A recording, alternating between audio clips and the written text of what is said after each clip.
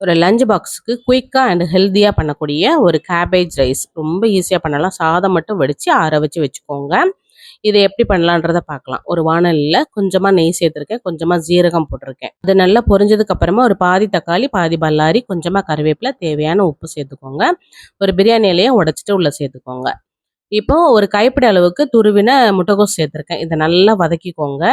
பச்சை வாசனை போனதுக்கு அப்புறமா கொஞ்சமாக மஞ்சள் பொடி, ஒரு அரை ஸ்பூன் மட்டும் வத்தல் பொடி சேர்த்துருக்கேன். நீங்கள் இதுக்கு பதிலாக பச்சை மிளகாய் கூட சேர்த்துக்கலாம், நல்லாயிருக்கும் டேஸ்ட்டு.